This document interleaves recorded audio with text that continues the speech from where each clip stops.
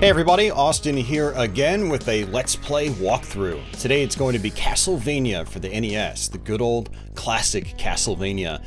This is one of my favorite games on the NES, and one I have covered many times on this channel via various Let's Plays, live streams, even boss tutorials.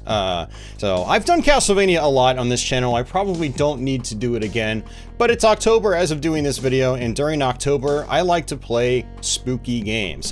Now, Castlevania is not really a scary game, never has been, even when I was a kid, but it's got a lot of kind of dark imagery and stuff like that, and it definitely qualifies as spooky. And so, despite me having done this game on my channel many times already, we're going to go ahead and do another walkthrough here with my updated Let's Play format, with the face cam and everything, and some October Halloween themed lights. It's one of the cool things about having the webcam on here again is I can do stuff like this. During October I like to bring out some orange lights and this guy right here and a couple of other things, and you know, have them in the background while I stream. But now that I've got the cam back for my Let's Plays, I can do it here too. So, but yeah, we're gonna stroll through Castlevania. I'm gonna talk about various tips and strategies to hopefully help some of you guys get through this game. Some of you are already really familiar with this and you don't really need any assistance. So for you guys, just kick back, relax, hopefully enjoy the playthrough.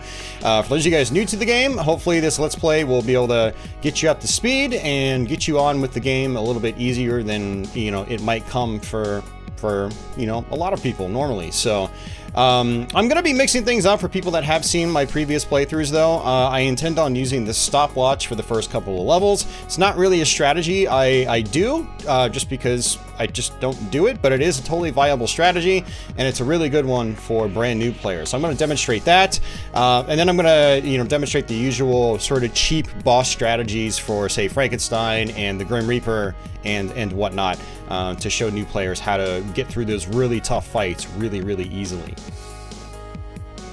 But yeah, it should be a fun playthrough. Shouldn't really take all that long. I predict about a half an hour. It is Castlevania. When you know what to do in this game, you can rip right through it. It's a very satisfying playthrough. It can be challenging to learn, and it can be frustrating to learn. But trust me when I say, if you're new to this game, it is worth it. Castlevania is just a timeless classic. It plays extremely well. It's very snappy and responsive. Your character movement is really brisk. It just feels satisfying to move around the castle and attack stuff. And it is just really a standout title for the NES and that era in general. And highly recommend playing it if you haven't played it yet.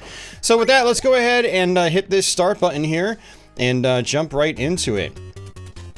So we got our character Simon Belmont here. He basically walks up to the gate, enters Dracula's courtyard, and we've actually just encountered ourselves a bug. I actually meant to power cycle my console before jumping into this, because what happens is if you let that demonstration screen loop too many times, when you jump into the game is silent.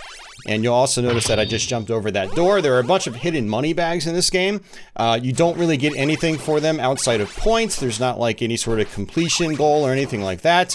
So, you know, don't worry about finding them. I will point a few of them out because they are just fun to find. But yeah, we're inside the castle now, and basically what we're gonna do is grab the holy water here, drop it in front of this dog.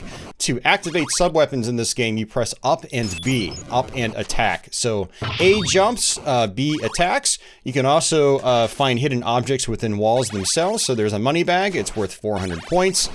And I'm going to show you guys a little trick here. I've shown it off in previous playthroughs, but basically what you can do is you can combo enemies with your sub-weapons and get extra points for it. So what I like to do is sit here in the beginning with the holy water, and every extra enemy you hit with the same attack will give an extra 1,000 points. And that value constantly just basically multiplies. So it's 1,000, 2,000, and then 4,000. And 30,000 points is your first extra life. You do get extra lives from points in this game. And there we go. We just got our first extra life. And 30,000 is your first one. And then you get extra lives every 50,000 points after that. So just something to keep in the back of your head when you're using your sub-weapons. But we have the holy water here. And the holy water is probably the best sub-weapon in the game because it just annihilates certain enemies, it annihilates certain bosses. Again, you can also bash walls open, so here we have right here a chicken. We call it wall meat typically in the Castlevania verse. And we have these bats that constantly pop out from all sides of the screen. I will explain that later. And here's our stopwatch right there. So the reason I want to get this is I can actually freeze my first boss in place. Another breakable block right here. We can duck and then reveal another hidden money bag.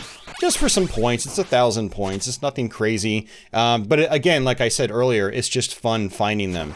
Go ahead and take care of that bat. Now you'll notice that we've got these candles, and the candles drop items and so on and so forth in this game. So you want to try to attack as many of these as you can. They drop hearts. Hearts are ammunition for your sub-weapons. And so I have the stopwatch here, and I have 45 hearts. Can't talk right now. The stopwatch uses 5 hearts, so I press up and B. Freezes all enemies in place, but it uses 5 hearts, which is 5 is a lot in this game. Most sub-weapons in this game only use, 1 heart. So what I like to do in the first boss with the stopwatch is run immediately to the right and basically just use my stopwatch. It freezes him in place, and then I can use the stopwatch again the second it runs out. You can just hold up and B to mash to make sure you get it, and you'll just lock him in place. Now you can't use the stopwatch again when it's already in use, so you have to wait for the ticker to do its thing, and then you can time up and B, or you can just constantly just hold up and just mash B to use it the second the stopwatch becomes available again. And so yeah, for our first boss here, we can just freeze him in place. It's a really easy strategy. The trick though is getting him low enough to where you can actually hit him. And, you don't want to freeze him when he's all the way at the top of the screen, because you won't be able to hit him without the axe. And you can't have 2 sub-weapons at the same time. It's all or nothing, basically. or one or nothing. You can't have the stopwatch and the axe, I guess is what I meant to say. So, but yeah, we're going to just keep moving along here. Attack our candles to get some hearts. Again, hearts are ammunition. And occasionally you'll find these Roman numerals, and what they allow you to do is throw multiple sub-weapons at the same time. Now, unfortunately, that can't be used with the stopwatch. It's not like you can have the doubler or the tripler and extend the amount of time you freeze enemies. It just doesn't work like that. But if you have the axe, dagger, or boomerang, or holy water, you can throw up to 3 back to back. Otherwise, you have to wait for the projectile to exit the screen. So here is one of the more infamous enemies of not just Castlevania 1, but the Castlevania series in general. And these are the Medusa heads. You'll notice that they just bob and weave up and down. This is a very difficult enemy for newcomers, and what I recommend you do dealing with these guys is just look at their pattern. They go down and then up, and then down and then up, and you can either go over them or you can go under them. When you treat them that way, they're actually not that hard to deal with. Just stay on the ground, don't jump. When you jump forward in this game, you don't have any mid-air control, so you have to commit to every movement in this game. You have to commit to. That includes your attacks. There's no canceling your attacks halfway through. But as you can see, I'm just bobbing and weaving, or they're bobbing and weaving. I'm just moving over them or under them. One interesting feature about the Medusa heads, and this goes for the bats as well, as the side of the screen that you're facing is where the Medusa heads appear. So I'm going to face left. There's one from the left. Face right, there's one from the right. Face left, there's one from the left. Face right, there's one from the right. You can control which side of the screen they come out from. Now that can actually catch you off guard later on in the playthrough, where Medusa heads, you'll start at the right hand side of the screen, going upstairs towards the right, and because you're in a Medusa section, they will just they'll come out immediately from the right and just bang you right in the face. But yeah, the stopwatch is really good for that part as well. You can just freeze the Medusa head underneath you. There's also some more wall meats right here. Now, if you happen to lose the stopwatch for some reason, it would actually be in this candle right here. Now, if you hit a candle that's normally supposed to have a sub-weapon, but you already have that sub-weapon, it'll drop some item, typically a heart. So keep that in mind. The sub-weapon locations do not change in this game, and so it's good to have those memorized, and that is a big key to getting through these levels consistently, is knowing where the sub-weapons are, knowing what sub-weapon you want to use. And the stopwatch, again, is going to come in quite handy for this part, we have these crushers here. Now, these crushers aren't too hard to avoid, but if you get touched by them, you die instantly. However, the stopwatch allows you to freeze them, just like that. And we'll go ahead and just freeze this one. Just to play it safe, I'm just showing you the beginner strategies. This isn't really how I would personally normally play. I just thought to myself, you know, if I'm going to do Castlevania again, I should probably do some strategies that I don't normally show off when I play this game.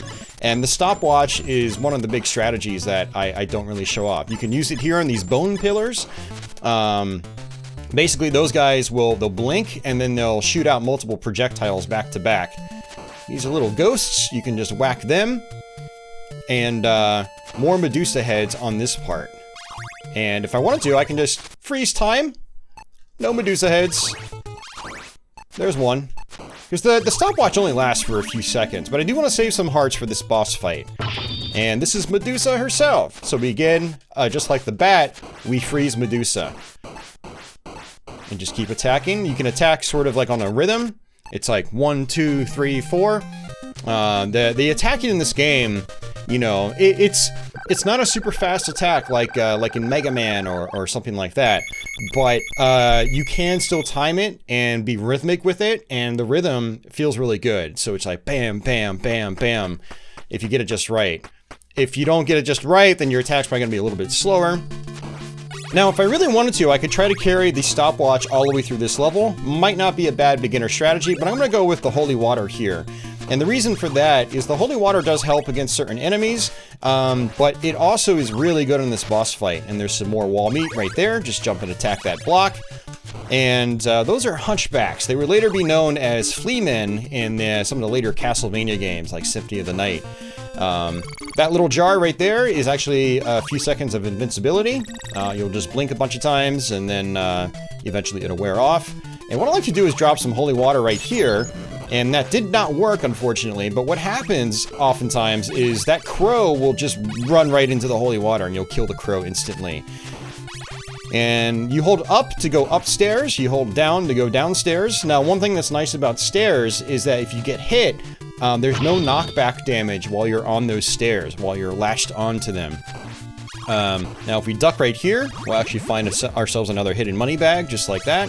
And I'm going to use holy water right here. The skeleton always just runs right into it, so it's pretty much guaranteed. So another reason why holy water there is good. Otherwise, that skeleton's hard to deal with. You might have to use your stopwatch if you still have it at that point. So let's go ahead and just grab all the candles that we can. Those big hearts actually give you 5 ammunition, whereas the tiny hearts only give you 1.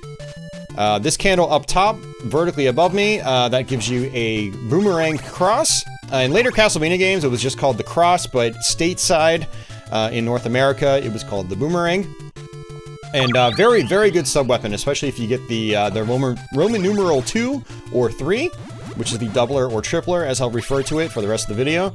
And another hidden money bag, you just duck on this block right here. And another crow. Now, the crows can be a little tough to deal with. What's nice about the holy water is that you'll notice that it has a slightly higher, vertical range than your whip itself. So that was actually a perfect time to use the holy water on that crow. Now, another interesting feature is holy water does stun enemies in place, and it also makes it so they can't damage you. So for enemies like the bone pillars, you can toss holy water and then just run right through them. Just like that, and not take any damage. It's actually a speedrun technique. Speedrunners use it to just like blitz through the parts of the game. But it's actually really good to know just for casual players as well. There are a lot of interesting techniques in this game that speedrunners use, but are extremely useful for just normal play. And they're not hard to do. They're just really simple things, like run through that bone pillar, just like that. So now I'm not going to say use that as like a strategy you use all the time. What I would do if I have the doubler is just constantly use my holy water like this in place. That is how I would deal with those guys. You can see Dracula's tower in the background. That's actually where we're going to end up at the end of the game. It's good stuff. I love the visual design in this game. It's simple, but it's very effective. And what I'm going to do is actually hit this candle right here, wait for these Medusas to go by. And the reason I want to do that is I don't want to accidentally hit this candle during this boss fight. But there is one little funny thing I wanted to show you. If you sit here, a random money bag appears for some odd reason. I don't know why. But yeah, if you hug this wall to the left, that money bag will appear. Now, there is wall meat in this block. Don't break it. Don't open it, trigger the boss fight, jump back up here, and we're gonna take it nice and easy. Just like this. Just drop some holy water. We've got the tripler now, which means we can just throw a bunch back to back. And then that's it. And then if you were low in health, you want to get some more points for, you know, beating the boss, then you can refill your health with that wall meat. But there's no reason to fight that boss in the arena itself. And there's another really cool trick where you can actually just stand on that lowermost block and just stand and whip, and you'll still hit their heads. Your hitbox with your whip is so big. I have a boss's tutorial video I'm gonna link up here in the corner as a card, and in that video I pretty much show off like every strategy you can use, including the whip only strategy on that boss fight. So if you want to find out more about the boss fights in this game, check that out.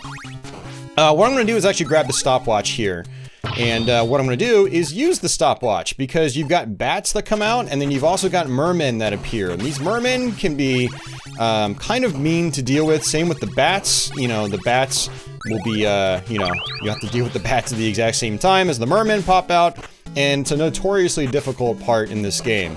Now, you can, again, bait or control where the bats come, you know, which side of the screen they come from.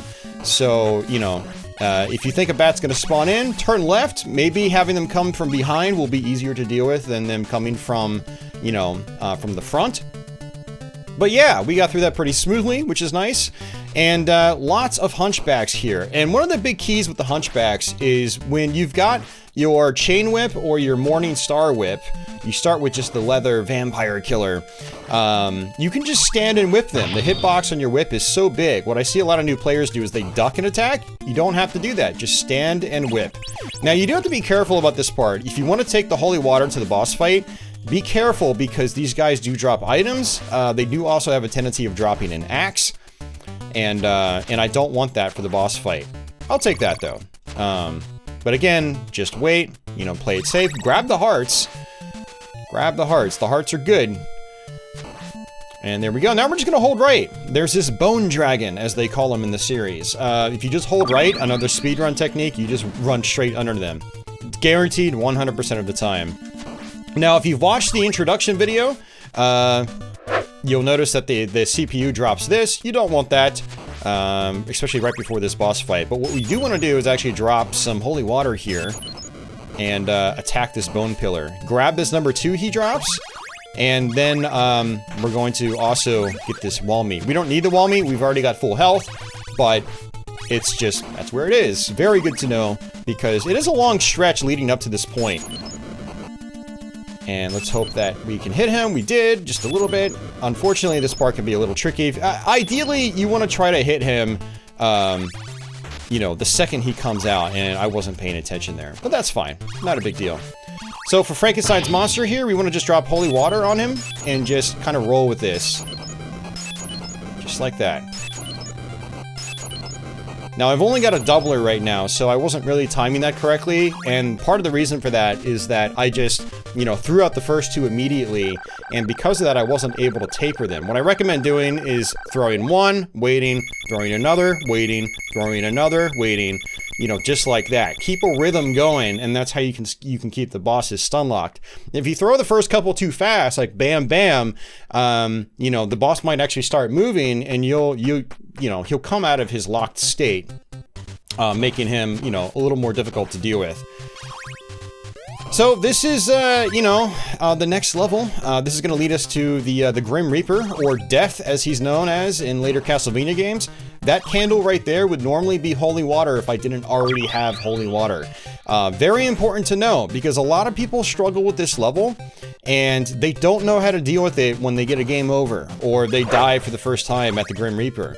Well, just get yourself a game over, restart this level by continuing, and then grab the holy water in this first room, and then you can take that holy water all the way to the Grim Reaper and then just annihilate the Grim Reaper with ease. Now, I'm going to be holding on to my holy water for the rest of the stage. For one, there are these big axe armor knights, infamous enemies in the first Castlevania, and I guess the third Castlevania as well. breakable block right there. It's not a whole lot. I think if we didn't already have a Roman numeral 3, it would have given us the tripler, or a doubler if we didn't even have the doubler yet. But yeah, the Axe Armor Knights, they can get taken down in one hit with holy water. You just dump the holy water on them and they just die instantly. So it's really, really awesome. The holy water is so good in this game. I mean, it's good in a lot of Castlevania games, even part 3. And Castlevania 3, it operates a little bit differently. The way it hits enemies is different. But it still does insane damage in that game. So here we go. First Axe Armor Knight. I'm gonna jump, throw the holy water, and then just watch him melt. Or disappear. I like to pretend he melts. So, yeah, you'll notice that he also throws his axes high. He also throws them low, just like so. It is possible to attack the axes, just like that. So what I like to do is just kind of wait and, you know, attack an axe or dodge it or whatever you have to do. Be careful, because there is an axe right here. It's easy to hit that and pick it up by accident, so we're going to go ahead and just let it time out. When it times out, it just disappears. And, you know, I've got plenty of hearts. I don't really need to grind out for hearts, but I'm going to pick them up anyway, just to, you know, feel a little more comfortable with my trek through one of the tougher levels in the game. So these guys are red skeletons. Red skeletons cannot be killed in this game. Now, they can in Castlevania 3, which I will explain that when we get to that game. Which I also plan on doing this October. But in Castlevania 1, they cannot be destroyed. And when you destroy Axe Armor Knights with holy water, they have a tendency of dropping a big heart. Here's another breakable wall. Typically, this would also have a doubler or tripler if you didn't already have one. So it's really good to know those locations, because the doublers and triplers, super important in this game. Especially if you want to stun lock bosses. That's where they're the most important. But if we come over here and just jump, this is a nice little secret. Another hidden money bag. Now, there's been some other ones over the course of the playthrough that I've missed, but the goal of this wasn't to show you where all the hidden money bags are. You can try to figure those out for yourself. They are kind of fun to try to find, or you can look up a guide online that'll tell you where they all are.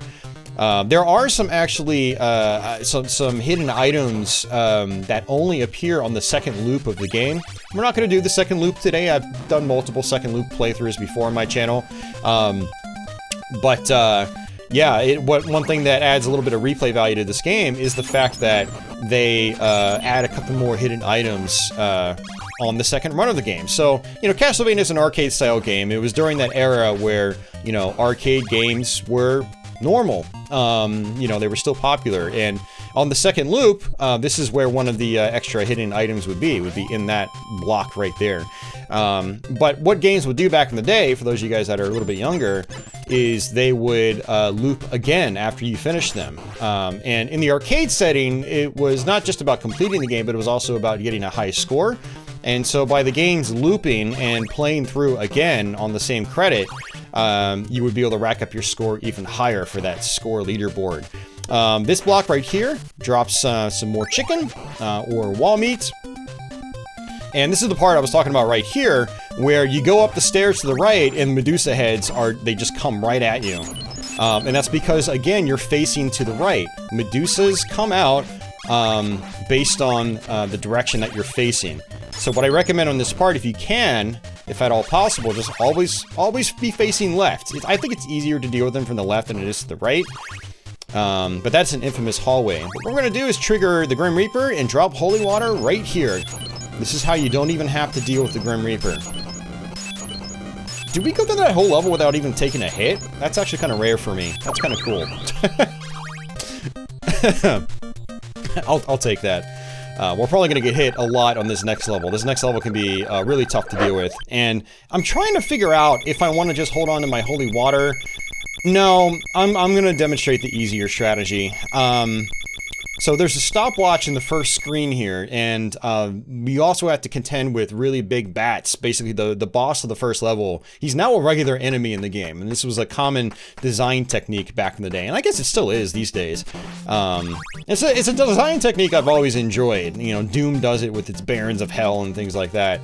But now we have to contend with these big bats again. So sometimes I'd like to drop holy water there. He'll actually get hit by it, and then we'll get stunned and won't come up. I'm going to use my stopwatch right here, just like that. just to get past him and jump here and then jump. And these are very tight jumps here for the most part. And, oh, so he sometimes likes to dive bomb you. Their attack patterns are completely random as far as I'm aware. And for this part, I like to actually move to the right, wait for the skeleton to follow me up, and then I just whip him in the face. Alright, so I've got 10 hearts, 11 hearts. I can use the stopwatch twice. We're definitely going to use it on this upcoming section here. But again, wait for the skeleton to jump over. And I'm going to try to bait this skeleton over this way and then move up. That didn't really work out too well, but it's not a big deal. Okay, we got him. That's fine. There's going to be a dagger right here. I don't want the dagger. Now, the throwing knife, it can be decent as a long-range weapon, but not really good for these later parts of the game. And this is where I wanted to use the stopwatch. Use it again, just like that, and I can use it once more. And use it again. And I might take a hit here. Let's see. Duck and attack this guy. Wow, we actually got through that pretty well, all things considered. Let's go ahead and grab these. I don't really need to, but I am going to have to actually build up my ammunition. Because this is the final boss. We're already at the end of the game, guys.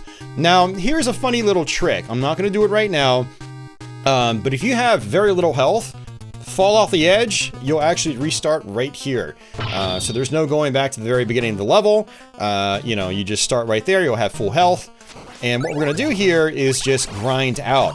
Now, one of the nice things about this is, you know, these candles, if you go off the screen and come back, they actually respawn. And so I've got 14 hearts.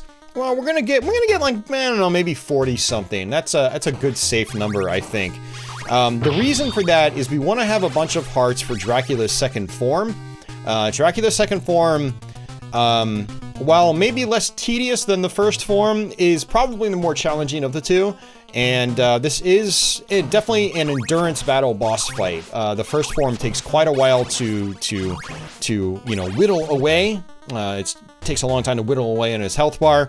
But there are a couple like little strategies that can help you get prepped for the second form.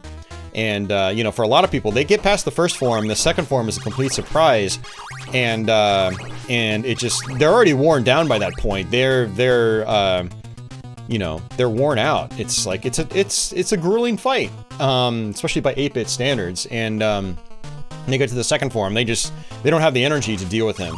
And so our strategy here, I'm going to show you, is should make that a little bit easier. Let's go ahead and grind out one more time just to be safe in case I mess up here. I don't think I will, but you know, never say never. So, okay. So again, we got the boomerang here, and the boomerang, just to show it off, is a really nice weapon. It goes all the way across the screen, and then if you jump it, or, you know, you go under it for some reason, it'll go all the way back. So, very, very handy weapon. But I don't want this, I want this holy water right here. You can actually stun lock the second form in place. And what I'd like to do is actually destroy Dracula's fireballs here. And so I'm basically going to time my attacks and try to hit them as they come out. Because, hey, look at that! We got a Roman numeral 2 drop. So now I can throw 2 back to back. That's actually preparing us for the second form. Now, there's some algorithm in place that determines whether a number 2 drops or not. It depends, I think, on how many hearts you have, and how many, you know, projectiles or enemies you've hit with the single sub-weapon attack.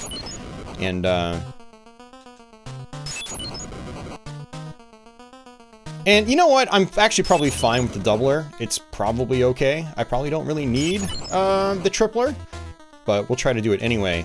So basically the strategy with Dracula here is to just stop, is wait for him to open up his cape. Shortly after, he shoots projectiles. And you kind of want to jump over them. Oops. That actually happens. Dracula's movement is completely random. And so he has a tendency of spawning right on top of you sometimes. So it's good to constantly stay in motion. But basically he opens up his cape, shoots projectiles, and you want to jump over the projectiles and attack him in the face.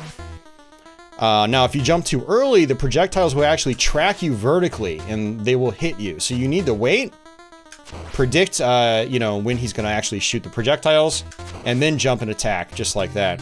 It is entirely possible to hit him twice. You basically attack him once, right as he spawns in, and then jump again over the projectiles. And I couldn't do anything about that. I mean, I might have been able to if I was moving left, but my brain was dead set on moving right. And that was an opportunity where I probably could have hit him twice as well. But what I recommend on this first form is just to play it safe, just like that. And then in his second form, just preemptively shoot holy water. Like I said earlier with the Frankenstein fight, you want to sort of taper your attack. So 1 attack, 2 attack, 3 attack, 4 attack, 5 attack. You know, it's on a rhythm basically. Now if I throw them back to back too fast, like this, he's going to end up jumping. I'm not going to be able to stun him, just like that. So you can kind of see where like you want to learn like a rhythm with your attacks in this game. Don't just like spam them out. Throw one, wait, throw another, wait, throw another, wait. So basically you'll throw the holy water, you know, it'll flame up for about a second or two, and then you'll be able to throw it again. Now with the doubler, it's the same thing, but you want to time it to where you've just got a constant loop or string of projectiles, you know, keeping the bosses stunned in place. So, but that's it. That's Castlevania for the NES. For those of you guys new to this game, hopefully, you know, some of the tips I talked about over the course of the playthrough helped. So when you jump into it, you try to complete it for the first time, you know, you'll have a better idea of what to do and hopefully a better idea of what not to do. For everyone that's, you know, already familiar with this game, hopefully if you made it to this point, you still enjoyed the playthrough. I mean, it's Castlevania. I know it's got a lot of fans. I love just seeing this game. I love playing this game, and I love being able to show the game off, whether it's useful or not, I guess. So, but yeah, as of doing this video, it's kind of like the first week of October this year, and I do have another Let's Play planned for this month. Like I mentioned earlier in the video, it's going to be Castlevania 3, Dracula's Curse, which is another game I've done many, many times on this channel, but I'll give it the same Let's Play treatment. And so watch out for that. I'll also be doing lots of live streams this month of spooky games, probably a lot of Castlevania. And probably mostly just Castlevania, so stay tuned for that. And yeah, I do appreciate you guys watching. If you're brand new to my channel, consider subscribing. I've got a lot of Let's Plays like this and many more to come. I also stream on a regular basis and sometimes put out other random types of content. It also helps if you give the old video a thumbs up or a thumbs down, whatever. You know, YouTube says it helps anyway, so please do that. It would help, apparently. So. But yeah, I'm not really sure what else to say, guys. Again, if you missed it, top right corner, you click the cards. I've got a Castlevania bosses tutorial that I made several years back, but it's still extremely useful if you want to, you know, if you're struggling with the boss fights of the game, which a lot of people do. That's usually the part people struggle with the most, is the bosses, not so much the levels themselves. But yeah, check that out too. And yeah, I'll see you guys in the next one. I guess until the next one, take it easy.